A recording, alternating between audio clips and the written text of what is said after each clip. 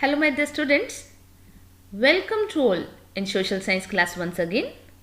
Dear students, in previous module we have discussed about the age of revolution, in which we have studied about various aspects of revolutions and finally know that how a sense of state incorporated in the minds of people.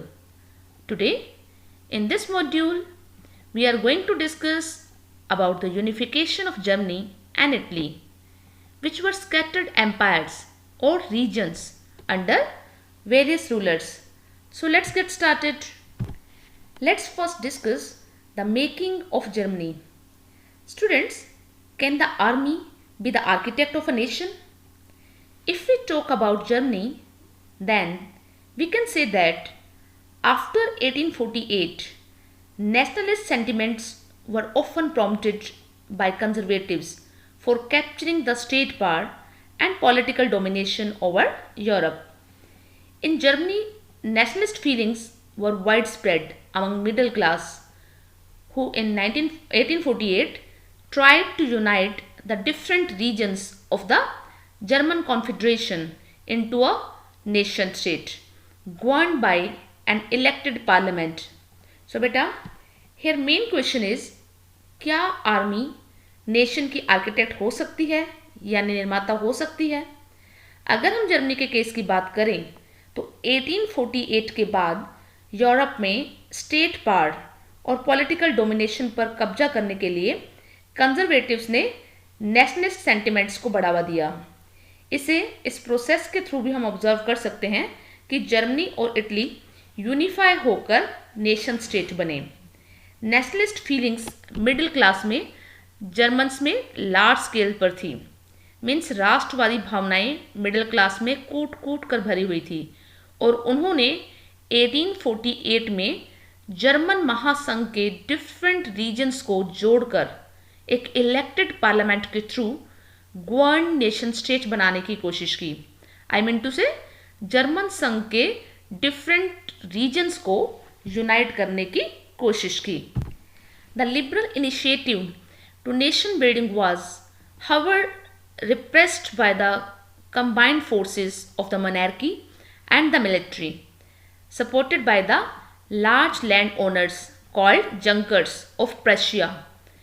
From then on, Prussia took on the leadership of the movement for national unifications. Prussia's chief minister Otto von Bismarck was the architect of this process with the help of Prussian army and bureaucracy. बेटा, German संघ जो कि छोटे छोटे different regions में बटा हुआ था, उनको यूनाइट करने की और नेशन स्टेट बनाने की लिबरल्स की पहल को मोनार्क यानी किंग और मिलिट्री दोनों ने मिलकर दबा दिया. उनको प्रशिया के बड़े बड़े लैंड ओनर्स जिनको कि जंकर्स कहा जाता था, उन्होंने भी उनको सपोर्ट किया. उसके बाद प्रशिया ने नेशनल यूनिफिकेशन मूवमेंट की लीडरशिप अपने हाथ में ली.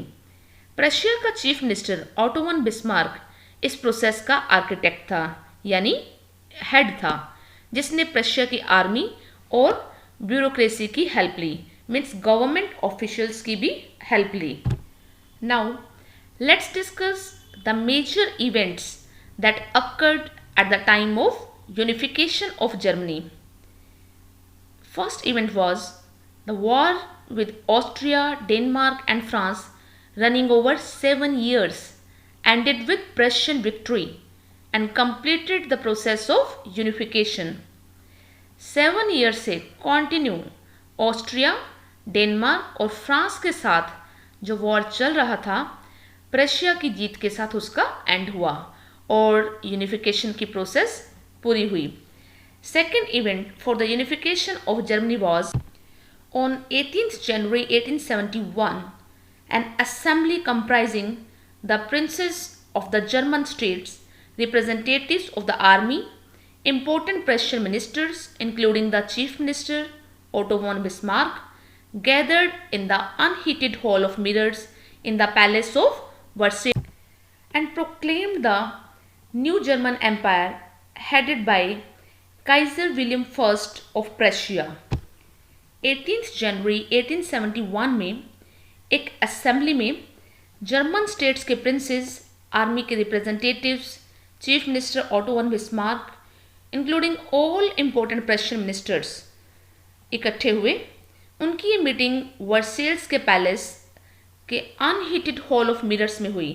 मीन्स एक बहुत ही ठंडे शीश महल में हुई। मीटिंग में काइजर विलियम फर्स्ट की लीडरशिप में एक नए जर्मन साम्राज्य की घोषणा कर दी। The new state placed a strong emphasis on modernising the currency, banking, legal and judicial systems in Germany. Prussian measures and practices became a model for the rest of Germany. In this way, Germany unified.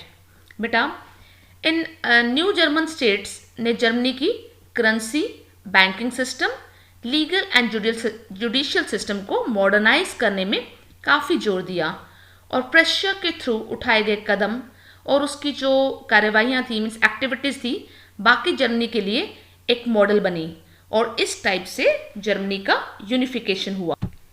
So all these events were the cause of the unification of Germany. Dear students, let's discuss the unification of Italy. Like Germany, Italy too had a long history of political fragmentation. Italians were scattered over several dynastic states as well as the multinational Habsburg Empire. During the middle of the 19th century, Italy was divided into 7 states, out of which only one state, Sardinia Piedmont, was ruled by an Italian princely house. बेटा Germany की तरह ही Italy भी कई political parts में बटा हुआ था। Italians कई dynastic states and multinational Habsburg empire में बिखरा हुआ था। 19th सेंचुरी के मिड में इटली 7 स्टेट्स में डिवाइडेड था, जिसमें से एक स्टेट सार्डिनिया पिडमॉन्ट पर एक इटालियन प्रिंसली हाउस यानी इटालियन राजघराने का रूल था। The north was under Austrian Habsburgs, the center was ruled by Pope, and the southern areas were under the domination of the Bourbon kings of Spain. बेटा Italy का north part Austrian Habsburg के under था। Central Asia में area में pope का rule था। Pope means father of the church. और south part Spain के बुर्बन किंग्स के अंडर था। सो 3 famous personalities played a great role in the unification of Italy. So let's discuss the contribution of Mazzini. During the 1830s, had sought to put together a coherent program for a unitary Italian republic. He formed the secret societies, first Young Italy in Marseilles, that is in France, and second Young Europe in Bern in Germany. Metternich described him as the most dangerous enemy of our social order.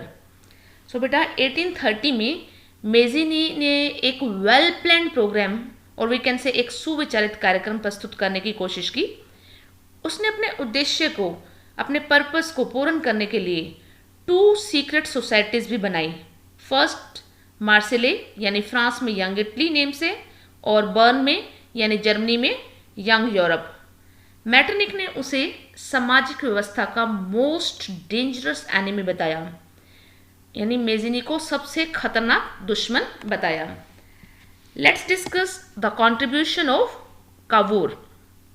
The unification of Italy owed much to the diplomacy of the chief minister Cavour, who became the prime minister of Piedmont from 1852 to 1860.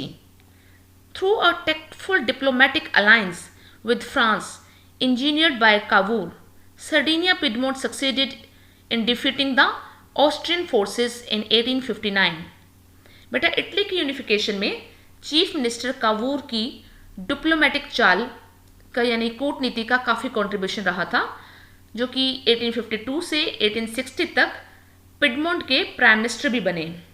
Cavour ने France के साथ मिलकर एक tactful diplomatic treaty यानी एक चाल चली, जिसकी वजह से 1859 में वो ऑस्ट्रियन फोर्सेस को हराने में सक्सेसफुल रहे.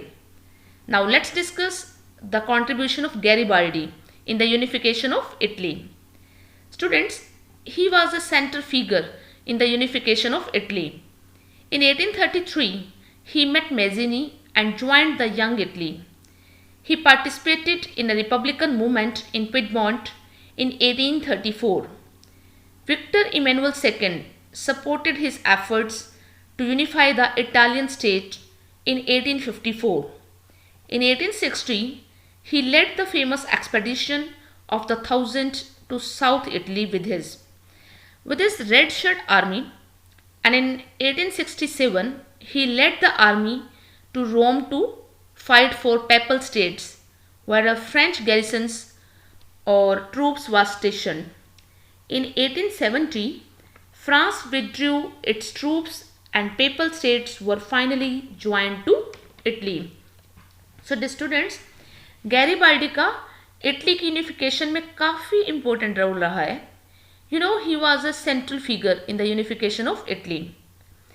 1833 में वो मैज़िनी से मिले और उन्होंने यंग इटली को ज्वाइन कर लिया और उसके मेंबर बन गए. यंग इटली जो कि सीक्रेट सोसाइटी थी, you already red in this chapter.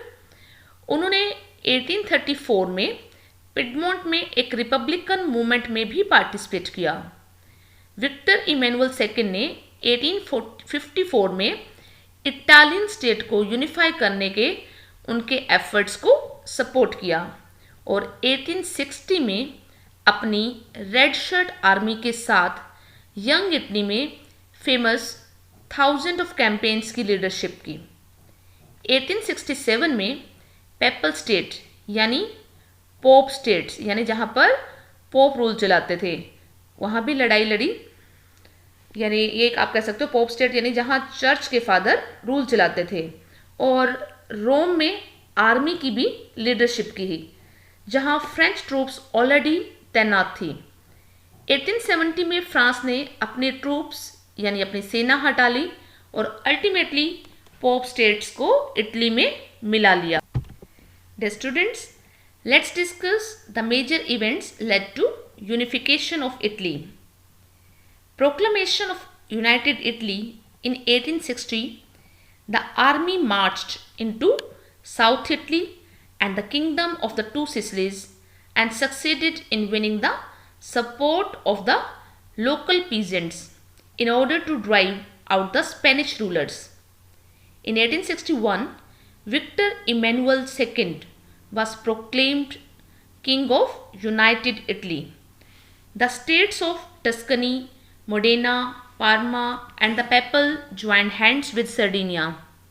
By March 1860, the entire central Italian states were unanimously united with Piedmont. Rome became a part of Sardinia, and in this way, the final unification of Italy was also achieved in 1871. So बेटा 1860 में United Italy के declaration के बाद Garibaldi की सेना ने south Italy और to Sicilies के एम्पायर में एंटर किया और स्पेनिश रूलर्स को हटाने के लिए लोकल पीजेंट्स की सपोर्ट पाने में वो सक्सेसफुल रहे. और 1861 में इमैनुअल सेकंड को यूनाइटेड इटली का किंग डिक्लेयर किया गया. टस्कनी, मोडेना, परमा और पोप के राज्यों ने सार्डिनिया के साथ हाथ मिलाया. मार्च 1860 तक पूरे सेंट्रल इटालियन स्टेट्स को सर्वसम्मति से यानी सभी की सहमति से पिडमंट को यूनाइट किया गया. रोम सार्डिनिया का एक हिस्सा था और इस तरह फाइनली इटली का यूनिफिकेशन 1871 में हो गया. Dear students, these were the two people, Otto von Bismarck, who successfully unified the Germany, and Giuseppe Germany was the founder of Young Italy. Let's discuss the strange case of Britain. There was no British nation prior to the 18th century. The primary identities of the people who inhabited the British Isles were ethnic ones like English, Welsh, Scot or Irish. बेटा 18वीं century के पहले British nation था ही नहीं। British islands में रहने वाले people English, Wales, Scots और Irish की ही मुख्य पहचान जातीय थी। Dear students, here I want to say something. You already heard about this कि ब्रिटिश आइल्स सब में तो इंग्लैंड आता है, तो हम कभी Britain, United Kingdom, Great Britain, England ऐसे बोलते हैं, तो इसमें क्या डिफरेंस है? So my dear students, Scotland you can see in this map, Wales, England, Northern Ireland and Republic of Ireland. ये स्कॉटलैंड, इंग्लैंड यानी स्कॉटलैंड, इंग्लैंड और वेल्स तीनों मिलकर एक यूनियन बनाते हैं, तो इन तीनों को ग्रेट ब्रिटेन कहते हैं। जब इसमें नॉर्दर्न आयरलैंड ऐड हो जाता है तो ये पूरा मिलकर एक यूनाइटेड किंगडम हो जाता है। Means Northern Ireland plus Great Britain is equal to United Kingdom. जब 5 आइलैंड्स को इकट्ठा मिला दें, means Scotland, England, Wales, Northern Ireland and Republic of Ireland, इन सब को मिलाने से बनता है ब्रिटिश आइल्स। तो इन आइलैंड्स में कोई भी नेशन स्टेट्स का आइडिया नहीं था। ब्रिटिश आयरलैंड में रहने वाले लोगों का अपना एथनिक कल्चर था। लाइक स्कॉटलैंड में रहने वाले लोग स्कॉटिश लैंग्वेज बोलते थे, उनका अपना कल्चर था। वेल्स में रहने वाले लोग वेलिश लैंग्वेज बोलते थे, इंग्लैंड में रहने वाले इंग्लिश लैंग्वेज बोलते थे। मीन्स हर आइलैंड कंट्री की अलग पहचान थी, अलग कल्चर था। So the growth of Great Britain as a nation state can be understood sequentially with the following points. As the English nation steadily grew in wealth, importance and power, it was able to extend its influence over the other nations of islands. Means जैसे जैसे English nation, we can say England की wealth, importance and power बढ़ी, तो वह islands and other nation पर अपना influence बढ़ाने में सक्सेसफुल हुआ। इंग्लैंड में क्या हुआ, इवन आपने प्रीवियस क्लासेस में भी पढ़ा होगा, इंडस्ट्रियलाइजेशन काफ़ी एडवांस हो चुका था वहाँ। सो इंग्लैंड एक प्रोस्परस कंट्री बन गई थी, उसके पास बहुत धन आ गया था। The English parliament which had seized power from the monarchy in 1688 at the end of a protracted, or you can say long conflict, was the instrument through which a nation state with England at its center came to be forged. यानी एक लंबे टकराव और struggle के बाद English parliament ने 1688 में monarch यानी किंग से पावर छीन ली थी और उसकी पावर को लिमिट कर दिया गया था। उससे पार्लियामेंट के अकॉर्डिंग ही काम करना पड़ता था, यानी किंग को पार्लियामेंट के अकॉर्डिंग काम करना पड़ता था, और इस पार्लियामेंट के थ्रू एक नेशन स्टेट का निर्माण हुआ जिसका सेंटर इंग्लैंड में था।